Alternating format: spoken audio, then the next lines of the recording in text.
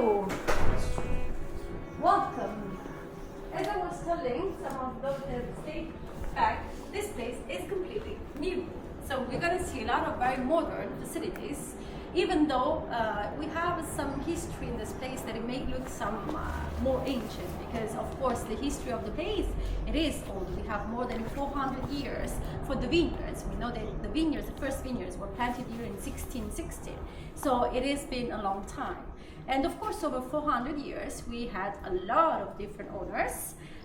The family that bought this place and own it today, they only bought it in 2006, so quite recent.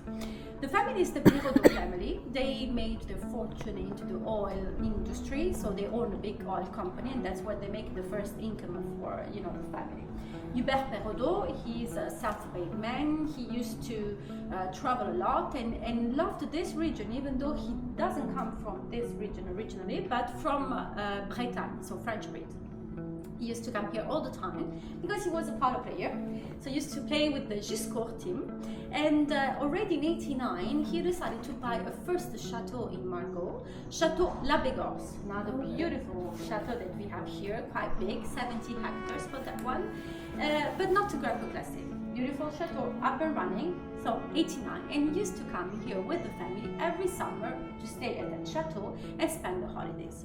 In 2006, he had the chance to buy this one, which is a Grand Cru Classé of 1855. We are a third growth. So, big deal for him to be able to buy a Grand Cru Classé. This is one of the smallest of all because it's only 15 hectares. So he decided to go forward. He bought it, but unfortunately the same year in 2006, he died in an accident. So he left everything to the kids that at that time were in their early 20s, 3 kids. The boys decided to take care of the oil company, and Nathalie, the daughter, decided to take care of the 2 chateaux, Chateau La Bégorce and this one here. This one here was a bit challenging because when Hubert Perraudot bought the Grand Cru Classé, he actually only bought the wine Grand Cru Classé. So he bought the vineyards, the parcels of vineyards, the production building, but didn't buy the actual castle. So the old castle, Chateau Marquis d'Alem, doesn't belong to us. It still belongs to the previous owner. He only bought the wine.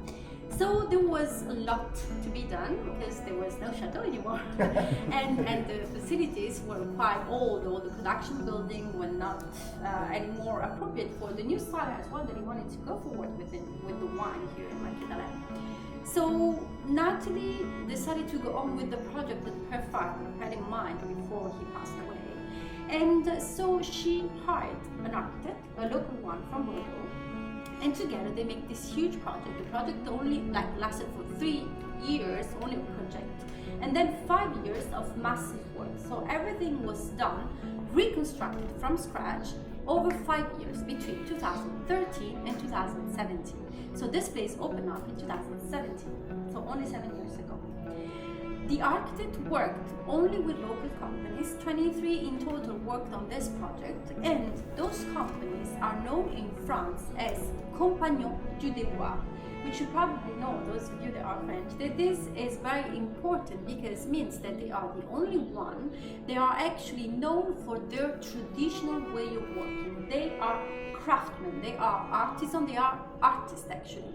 And everything here was worked with that craftsmanship. So we have things here, the way they've been worked, the wood, the stone, the metal, they look like a work of art, and sometimes they even look old because of that traditional method that was used to build all the place. So all together they made this beautiful project together as well with the new winemaker, because Nathalie hired already in 2008 a new winemaker, Marjolaine de Conac, a woman from Saint-Émilion, that she is in charge today of all the chateau of the family, so Chateau La Bégorce, Chateau Marquis d'Alem, and in 2020 they even bought a third chateau here in Margaux, Chateau La Tour de Mons. So she's in charge of the 3, and she's doing a great job because she's changing a little bit the style as well of the wine, especially here this one, Chateau Marquis d'Alem, which was a little bit old style. So we having quite a change in Chateau Marquis d'Alem, thanks as well to Marjolaine. So everything here, the project was done together with Nathalie, the architect, and the idea that Marjolaine had for the new wine she wanted to make. So we have the building, the production building, that changed a lot. So we didn't reconstruct things where they were before. They changed completely the space and they constructed everything in a vertical way. So we have the production building that it goes vertical because they wanted to exploit the soil, the declivity of the soil, to be able to work by gravity. So everything here is done because of that new idea that they had in mind, to be able to work by gravity. And we will see all that. Now the thing that really comes to your eyes when you arrive is the fact that we have some Asian elements, more Chinese actually, because Natalie's mom is from Hong Kong. So Natalie is half French and half Chinese. And with the architect, they decided to put this double culture into the place to showcase this double culture, but in a subtle way, especially here when you arrive. But I will say that in the cellars and the bathroom, it is much more present and is quite beautiful because it makes this place completely unique and stands out from all the other chateaux that remains more tradition here in the area.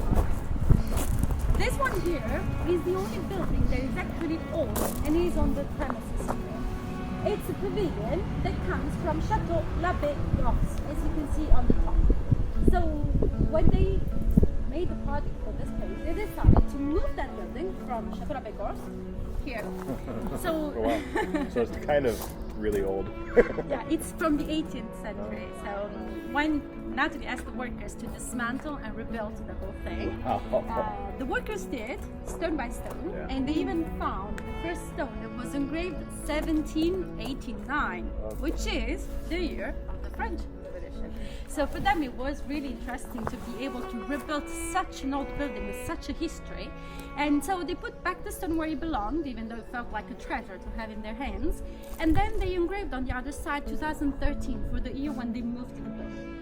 17, so it's not. With the 19 it's more complicated, you have to take out a little bit longer, but this one it's a little okay.